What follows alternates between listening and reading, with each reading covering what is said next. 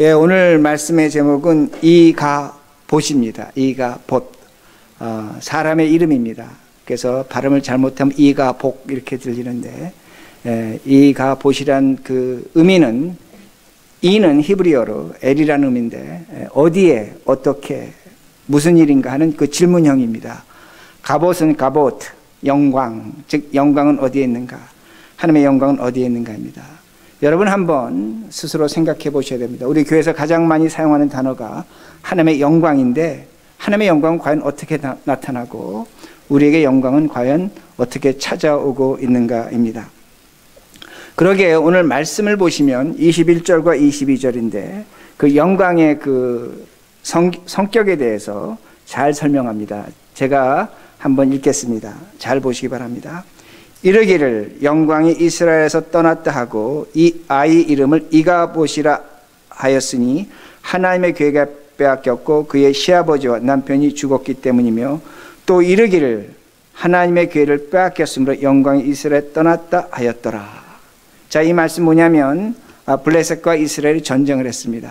전쟁을 해서 1차 전쟁에서 약 4천 명이 죽었고 2차 전쟁에서 하나님의 언약궤를 갖고 나가서 전쟁에서 이기려 했다가 약 3만 명이 죽었습니다. 그리고 제사장의 두 아들이 죽고 또 자기 시아버지가 죽었습니다. 그러게 여기서 영광에 대한 성격이 아주 잘 나타나는 성경 구절이 됩니다. 지금 며느리가 남편과 시아버지가 죽었기 때문에 영광이 떠났다고 얘기하는 겁니다. 며느리가 하는 얘기입니다. 다시 말씀드린다면 하나님의 언약궤가 있는데 그 언약궤를 빼앗겼습니다. 그러게 제3자의 입장에서 바라보니까 내 남편이 죽었고 시아버지가 죽었고 더욱이 하나님의 영광의 그 언약궤가 빼앗겼기 때문에 하나님의 영광이 떠났다는 겁니다. 중요한 게 뭐냐면 영광이라는 것은 제3자의 입장에서 말하는 겁니다. 영광이라는 건 제3자의 입장에서 보는 겁니다. 제가 다시 이렇게 설명합니다. 요한복음 1장에 보면 사람들이 세례 요한에게서 엘리야의 영광을 발견합니다. 엘리야와 같은 모습이 있는 겁니다. 그러게 엘리야에게 뭐라고 얘기했냐면 너가 선지자 엘리야가 아니냐 하니까 세례 요한이 아니다, 나는 세례 요한이다, 그렇게 말합니다. 세례 요한 입장에서 맞습니다. 자신 엘리야가 아니고 세례 요한입니다. 근데 예수님께서 성경에서 뭐라고 말씀하시냐면 저가 엘리야라 그렇게 말씀하십니다. 자, 여기서 영광이 나타나는 겁니다. 영광이라는 것은 내 스스로 하나님의 영광이라고 인정하지 못한다는 겁니다. 하나님의 영광이라는 건 제3자, 하나님이나 예수님이나 다른 사람이 보고 저에게 하나님의 영광이 있다고 할 때 그 영광이 올바른 영광이라는 겁니다. 제가 다시 말씀드린다면 내가 오늘 하나님의 영광이 있습니다라고 얘기한다면 그 영광은 영광이 아니라는 겁니다. 제3자가 보고 저에게 엘리야의 영광이 있다고 하면 그 영광이 진정한 영광이라는 겁니다. 그것이 나에게 영광이 있다는 말씀이 됩니다. 그러기에 영광이라는 단어를 우리가 교회에서 굉장히 많이 쓰는데 그 영광이 과연 무엇인가입니다.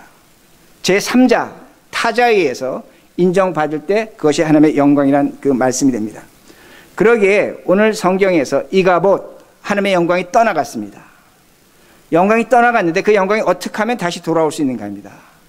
우리 가정에, 내 자신에게, 우리 교회에, 한국 사회에, 미국 사회에 하나님의 영광이 나타나고 있는 겁니다. 여러분이 객관적인 입장에서, 제3자적인 입장에서 바라볼 때 과연 영광이 있는가 판별할 수 있는 겁니다.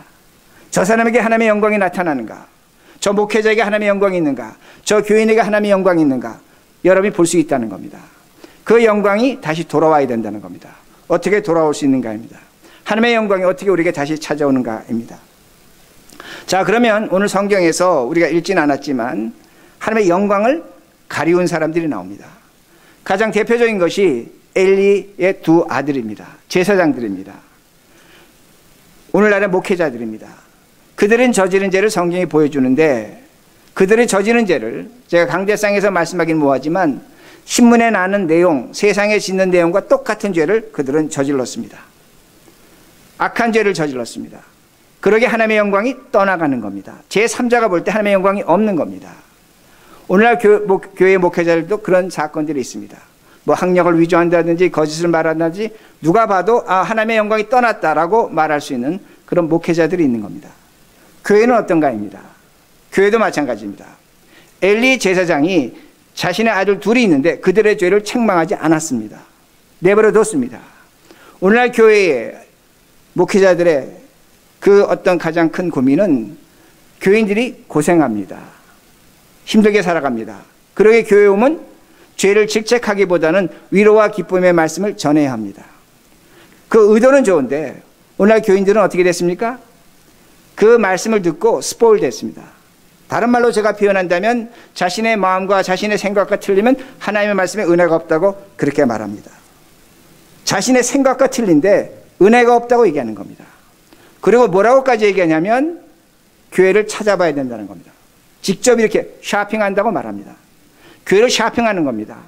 이건 교회가 뭐냐면 어떤 상품성을 갖는 겁니다. 가치성을 갖는 겁니다. 내가 이 교회에 투자하고 이 교회에 헌금한 것만큼 내가 어떤 가치와 밸류를 뽑아낸다면 나는 그 교회를 가겠다는 겁니다. 여러분, 이게 신앙인가입니다. 이걸 누가 이렇게 만들었는가입니다.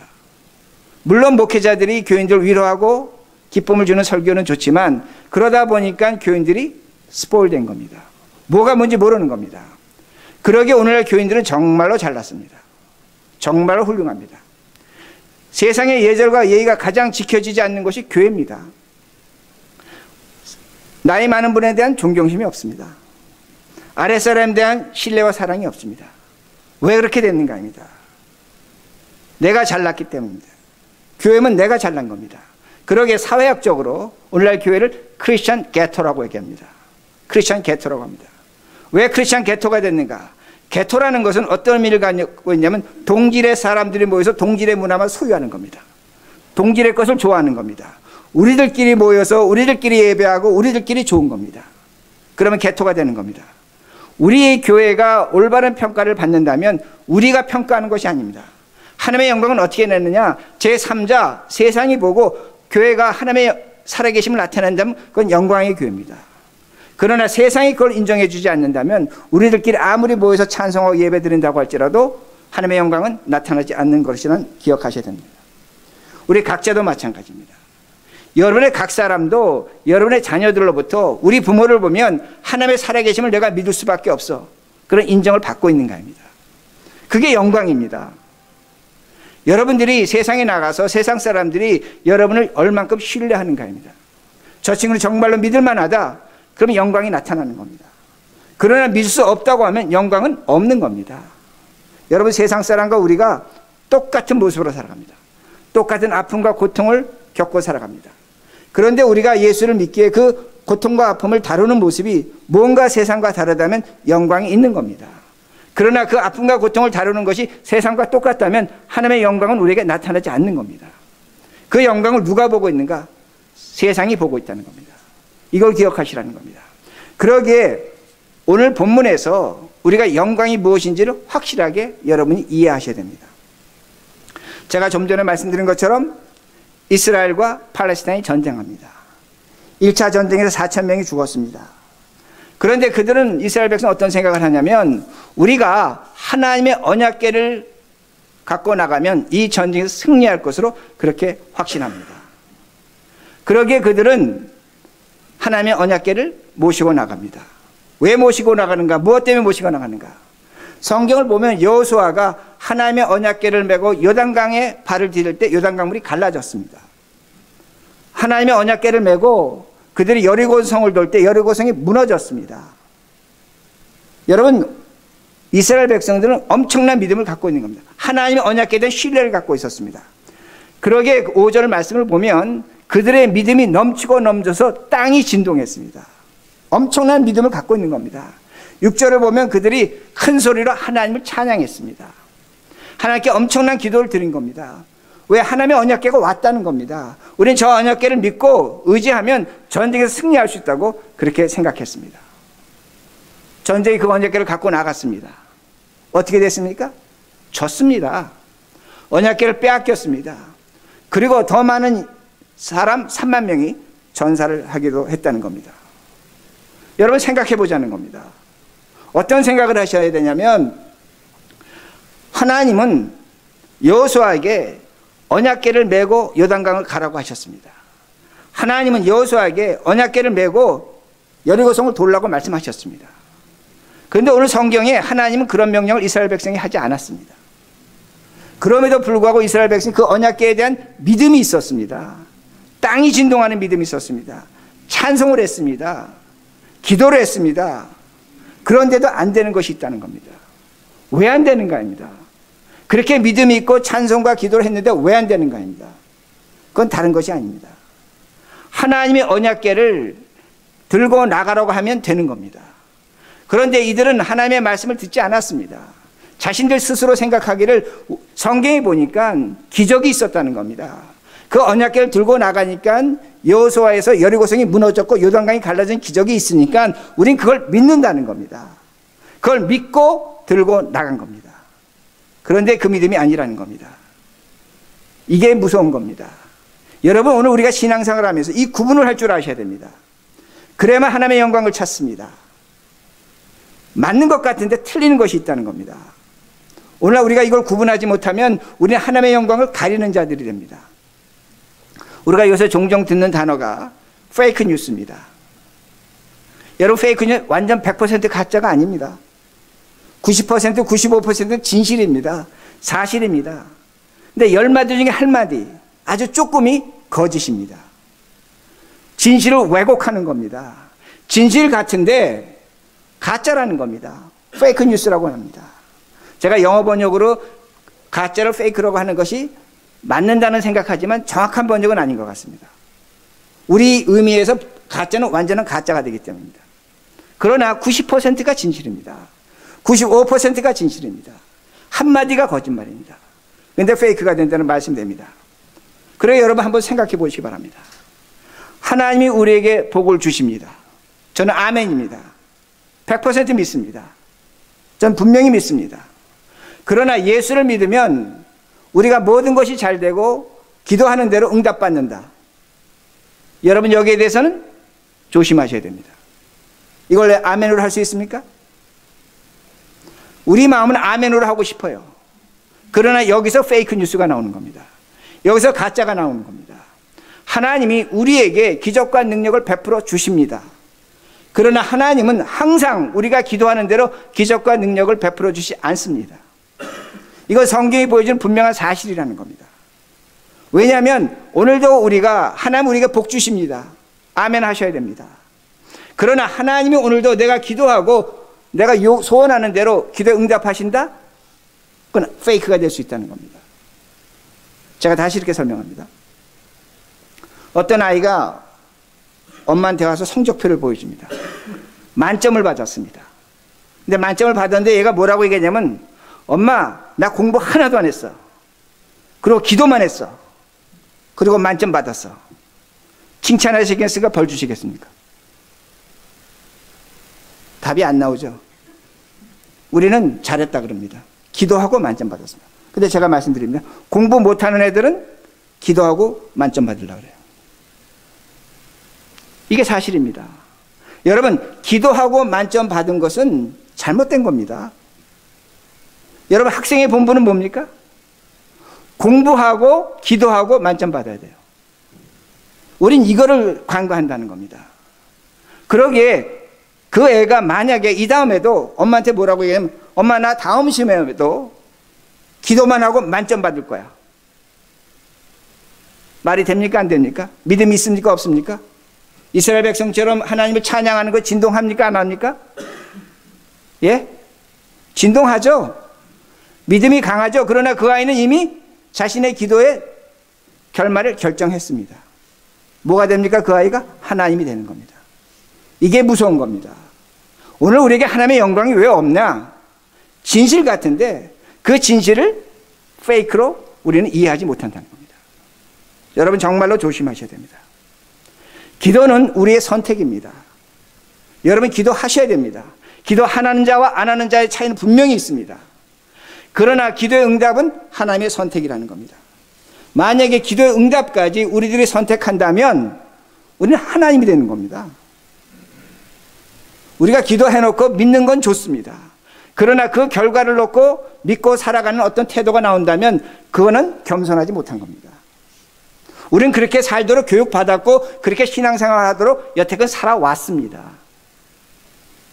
그러나 그것이 아니라는 겁니다. 여러분, 신앙은 그렇지 않다는 겁니다. 왜 이스라엘 백성이 언약궤를 뺏겼는가? 성경에 보니까 분명히 그런 기적이 있었어요. 그렇게 했어요. 믿음을 가졌어요. 찬양했어요. 기도했어요. 땅이 진동할 정도였어요. 그러나 그 전쟁에 패합니다. 언약궤 빼앗긴다는 겁니다. 우리 교인 중에 콩쿨 나가는 분들이 있습니다. 자매가 콩쿨 나가는데 죽도록 연습합니다. 손가락이 아프도록 연습합니다. 며칠을 연습합니다. 그리고 가기 전에 저한테 와서 기도받고 합니다. 왜 그렇게 합니까? 그의 본분은 죽도록 연습하는 거예요. 그 콩쿨의 결과는 하나님의 선택이라는 걸 고백하는 겁니다. 겸손한 겁니다. 이 모습이 우리에게 있는 거예요. 여러분, 기도의 응답은 여러분의 믿음의 결과가 아니라 여러분이 오늘 여러분의 본분을 얼마큼 감당하는가에 따라 나오는 겁니다. 하나님은 그걸 보시는 겁니다. 우린 그걸 하지 않고 뭘로 가냐면 바로 초현실적인 주의로 가는 거예요. 믿음으로 가버리는 거예요. 그러니까 오늘날 우리에게 뭐가 나타나지 않냐? 하나님의 영광이 나타나지 않는다는 겁니다. 그러면 하나님의 영광은 어디 있는가 합니다. 여러분, 하나님의 영광은 예배입니다. 그거 기억하시라는 겁니다. 예배라는 겁니다. 예배라는 겁니다. 그러게 다시 말씀드립니다. 여러분 과거에 기도하고 기적이 일어났습니다. 그건 정말로 귀한 것이고 여러분 신앙의 원동력입니다. 그러나 그 과거의 기적이 오늘의 기적이 되어야 된다는 법은 없습니다. 하나님은 살아계시기 때문입니다. 살아계시기 때문입니다. 그러기에 우리 각자에게 주어진 현실에서 최선을 다하셔야 됩니다. 가정에서, 직장에서, 여러분의 삶의 터전에서 여러분 힘들지만 최선을 다하셔야 됩니다. 하나님의 영광이 나타날 수 있는 삶을 사셔야 된다는 말씀입니다. 그러면 하나님의 영광은 어디 있는가 합니다. 하나님의 영광은 어디 있는가 합니다. 언약궤에 있습니다. 이스라엘 백성의 가장 큰 착각은 뭐냐면 그 언약궤를 들고 나가면 자신들의 영광을 얻을 것으로 생각했습니다. 잘못된 겁니다. 하나님의 영광은 어디 있냐면 우리 안에 있습니다. 다시 말씀드리면 여러분의 신앙 안에 있습니다. 예수 그리스도 안에 있다는 겁니다. 언약궤에 있다는 겁니다. 여러분, 언약궤가 뭡니까?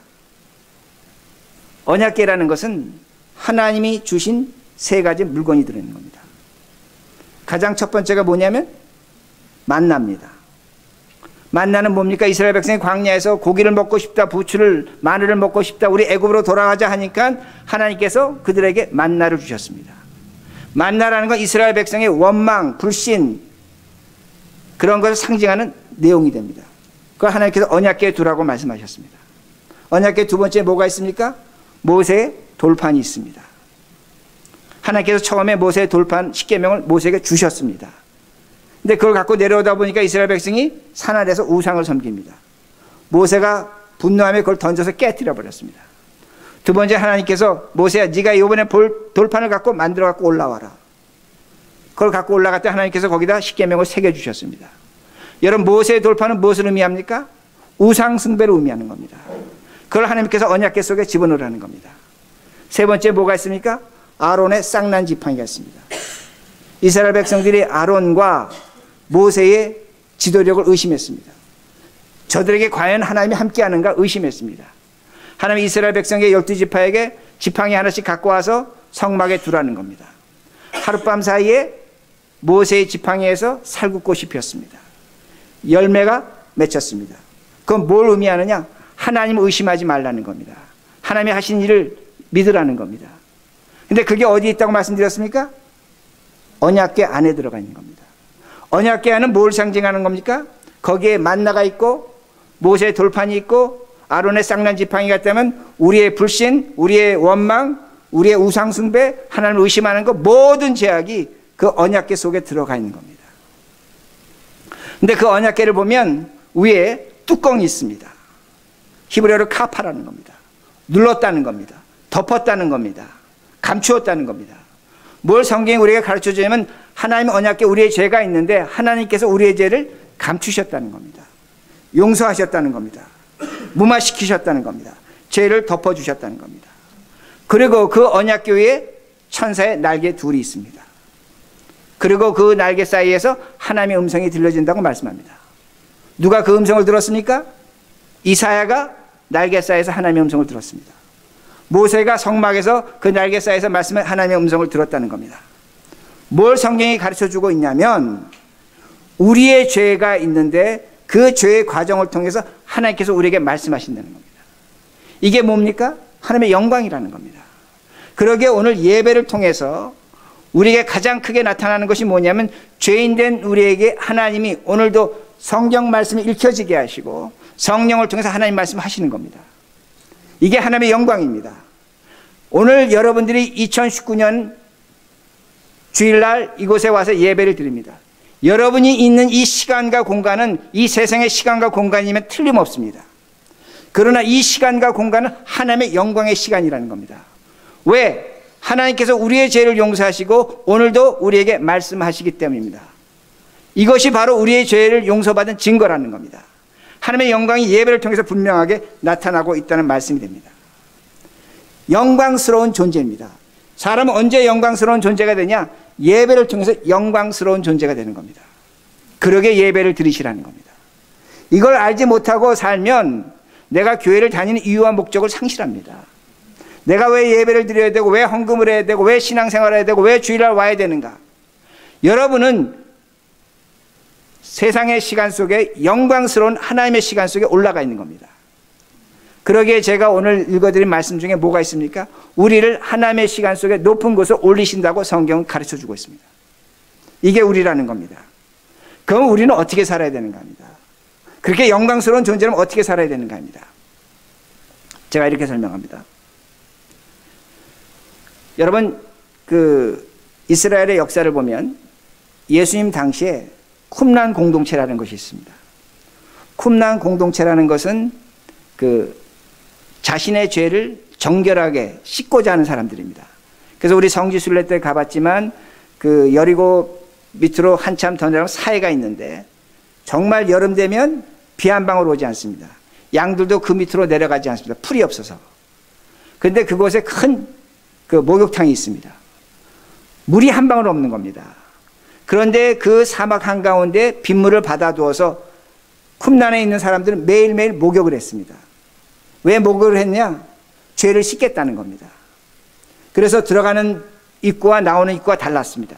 들어갈 때는 죄인으로 그 물속에 들어가지만 나올 때는 깨끗해서 나오는 겁니다.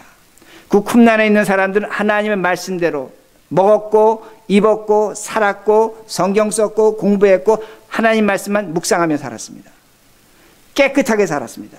그러게 그들은 매일매일 정결 예식을 갖췄고 그 목욕탕 큰 것이 바로 그 자리에 있습니다. 그런데 그렇게 살다 보니까 쿰란에 있는 사람 중에 어떤 사람이 생기냐면 우리가 이렇게 깨끗하게 사는데 세상은 변하지 않는다는 겁니다.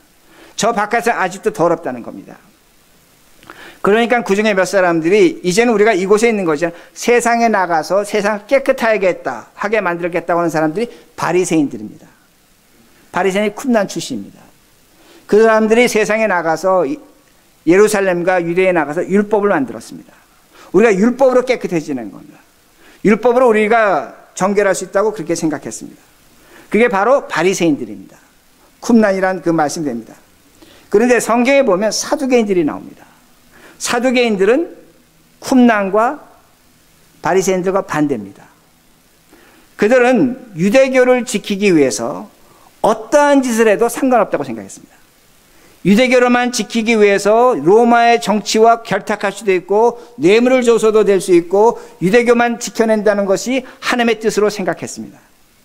유대교를 지키기 위해서 내가 어떤 악한 짓을 해도 더러운 짓을 해도 그들은 하나님으로부터 용서받는다고 생각했습니다. 유대교만 지키되는 겁니다. 그러게 그들은 악도 무서워하지 않았습니다. 그러게 그들은 성전에서 제사하는 것, 시장에서 물건 파는 것, 성전에서 물건 파는 것 두려워하지 않았습니다. 유대교만 지켜내면 되는 겁니다. 그런데 그들이 제사장도 했습니다. 사두개인들이. 자, 그러면 예루살렘에 두 개의 극단층이 나타난 겁니다. 어떤 극단층이 나타나냐면 정말로 깨끗하게 살겠다. 쿰란이 나오는 겁니다. 정말로 율법으로 살겠다. 바리새인들이 나오는 겁니다. 그런데 더러운 사람들이 나옵니다. 유대교를 지키기 위해서 어떤 짓도 감수하겠다는 하나님의 종교를 지키기 위해서 어떤 짓도 나는 더러워도 된다는 바로 사두개인들과 제사장들이 나옵니다. 근데 신비한 것은 뭡니까? 기독교 역사에 그들이 사라집니다. 사라집니다. 왜 사라지는가 합니다. 그들은 하나님의 아들 예수 그리스도, 즉 제가 좀 전에 설명드린 것처럼 하나님의 언약궤를 인식하지 못한 겁니다. 그리스도를 인식하지 못한 겁니다. 그러기에 그들은 예수를 십자가에 죽입니다. 왜 죽이는가 합니다. 바리새인과 쿰나는 어떻게 생각하죠? 우리는 깨끗하기 때문에 너 같은 사람의 죄의 용서가 필요 없다는 겁니다. 사두개인들과 제사장들은 우리는 더럽게, 너무나 더럽게 너에 의한 죄의 용서가 필요 없다는 겁니다. 우리 이것만 해도 하나님으로부터 칭찬받는다는 겁니다. 그러기에 예수를 죽인다는 겁니다. 제가 왜 이렇게 말씀드리냐면 오늘날 우리 교회에 무엇이 빠지고 있는가 합니다. 어떤 것이 빠지고 있냐면 예수 그리스도의 십자가의 정신이 빠지고 있습니다. 제가 정신이라는 단어를 씁니다. 예수 그리스도의 그 스피릿, 우리가 가져야 될 그 태도가 빠지고 있다는 겁니다. 다시 말씀드린다면 하나님의 언약궤, 그 언약궤를 바라보는 시각을 우리가 상실하고 있다는 말씀입니다. 오늘도 우리는 어떻게 생각하냐면 예수 믿으니까 나는 깨끗해졌다는 겁니다. 깨끗해졌다는 겁니다. 이게 오늘날 우리 교인들의 생각입니다. 여러분, 여러분들이 깨끗하다고 하는 순간 하나님의 영광은 절대로 나타나지 않습니다. 우리 한국교회에 신성 불가침한 부분이 몇 개 있습니다. 그 중에 하나가 청교도 신앙입니다. 청교도 신앙 잘못 설교했다가는 된소리를 맞습니다. 여러분, 청교도 신앙 굉장히 좋은 겁니다. 훌륭한 겁니다. 그들의 삶과 그들의 그 신앙의 내용은 고결하고 거룩했습니다. 여러분, 지금 우리가 미국 살면서 집 앞에 잔디 깎고 차 타면서 다른 사람에게 양보하고 예스하고 땡큐하는 것 청교도 전통입니다. 그 이전에는 미국은 불법의 시대였어요. 형편없는 사람들이 살았어요. 그러나 청교도가 이 세상을 변화시켰습니다. 그러나 깊이 생각해 보자는 겁니다. 그들은 깨끗한 걸 추구했어요. 그러기에 더러운 사람은 교인이 될 수가 없었어요. 교회에 들어오지 못했어요. 우리가 좋은 글씨라는 소설을 알고 있지만 더러운 사람은 가슴팍에 글자를 새겼어요. 그러기에 동네 한 구석에 숨어 살았어요. 그 청교도들은 역사적으로 더러운 사람들을 모아서 화형시켰습니다. 사람을 죽였습니다. 왜? 나는 깨끗한데 너희는 더럽다는 겁니다. 그러기에 함께 살 수 없다는 겁니다. 더러운 것을 제거하는 것이 자신들의 사명의 의무라고 생각했습니다. 그런데 우리는 이 신앙에 죄송한 표현이지만 우상화되어 있습니다. 오해하시면 안 됩니다. 여러분, 청교도 신앙이라는 것은 300년 전에 메이플라워를 타고 온 사람들이 그 당시에 얻어낸 신앙의 고백입니다. 제가 무엇과 같이 말씀드릴 수 있냐면 마치 무엇과 같으냐면 여호수아가 하나님의 언약궤를 갖고 홍해바다를 가르고 더 나가서 여리고성을 무너뜨린 것과 똑같다는 겁니다. 틀리진 않습니다. 그러나 우린 2019년을 살아간다는 겁니다. 300년이 지난 이 시대를 살아간다는 겁니다. 오늘 우리들이 갖고 있는 신앙이 세상 사람들이 볼 때 어떻게 나타나고 있는가 합니다. 오늘도 300년이 지난 다음에 청교도 신앙이 좋다? 받을 건 받아야 되죠. 우리가 본받을 건 본받아야 되죠. 그러나 잘못된 건 따라서는 안 됩니다. 문제는 뭐냐면 우린 그걸 구분하지 않아요. 모든 걸 다 받아들인다는 겁니다. 그래 다시 말씀드립니다. 하나님은 2019년에 살아계신 하나님입니다. 이걸 기억하시라는 겁니다. 하나님은 오늘도 살아계셔서 말씀하시고 이 시대와 역사를 통해서 하나님은 말씀하시는 겁니다. 300년 전에 말한 것을 갖고 오늘도 그것이 아멘 할렐루야 하고 살아간다면 우리는 이 세상에서 하나님의 영광을 드러내지 못한다는 겁니다. 그러게 제가 말씀드린 겁니다. 청교도 신앙의 전통에 따라서 집 앞 잔디는 깎으셔야 됩니다. 차 운전할 때 양보하셔야 됩니다. 나이 든 사람이 현관에 들어가는데 문 열어주시고 붙잡아 줘야 됩니다. 땡큐 하시고 그렇게 사셔야 된답니다. 그러나 항상 잊지 말 것은 그러므로 우리는 더럽다는 겁니다. 하나님의 언약궤에 있는 무엇과 같으냐면 만나와 같은 것이고 아론의 쌍난 지팡이와 같은 것이고 모세의 돌판과 같은 존재라는 겁니다. 하나님이 예수 그리스도의 십자가로 말미암아 오늘도 우리는 용서받고 하나님의 음성을 듣고 살아가는 존재라는 겁니다. 우리가 잘난 것 하나도 없다는 겁니다. 그러기에 오늘날 우리들이 교인들이 죄송하지만 교회에 대한 태도, 다른 사람에 대한 태도 살펴보시기 바랍니다. 우리는 어떤 태도냐면 나는 너보다 깨끗하다는 겁니다. 나는 너보다 훌륭하다는 겁니다. 나는 너보다 낫다는 겁니다. 그러기에 분쟁이 있고 그러기에 어려움이 있고 하나님의 영광이 나타나지 않는 겁니다. 세상이 볼 때 하나님의 영광이 없는 겁니다. 그러기에 죄송스럽지만 우린 더러운 사람들입니다. 하나님이 지금 속죄소를 통해서 누르고 계신 겁니다. 그 안에 우린 빠져나오려고 무단 애를 쓰고 있지만 하나님 못 나가게 누르고 있는 겁니다. 그게 우리라는 겁니다. 그러기에 우린 더럽습니다. 내가 더러우면 다른 더러운 걸 만질 수가 있습니다. 이해할 수가 있습니다.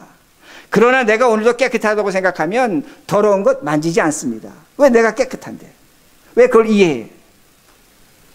여러분의 신앙이 어떤 모습인가를 보시기 바랍니다. 여러분 이 모습이 나타나야지만 우리의 자녀들이, 우리의 친구들이, 세상 사람들이 우리를 보고 하나님의 사람으로 인정해 줍니다. 오늘도 우리가 교회 안에서 우리끼리 모여서 깨끗하다, 좋다, 아멘하고 할렐루야 찬송하는 것 좋은 일입니다. 그러나 다시 말씀드립니다. 개토가 되는 겁니다. 여러분의 신앙의 시각은 항상 바깥을 보셔야 됩니다. 주변을 보셔야 됩니다. 하나님 두려워하듯이 사람 두려워하셔야 된다. 내 자식 새끼들 두려워하고 내 친구들 두려워하고 사람 두려워하시기 바랍니다. 이것이 하나님의 영광입니다. 이것이 바로 이가봇에서 갑옷이 되는 겁니다. 하나님의 영광이 찾아오는 겁니다. 그러면 사람들이 우리에게 이렇게 얘기할 겁니다. 너는 엘리야와 같은 사람이다. 너는 작은 예수와 같다. 너는 바알과 같다. 너는 사무엘과 같다. 그럴 때 우리는 영광스러운 존재가 되는 겁니다. 이런 영광을 회복하시는 우리들이 되길 바랍니다.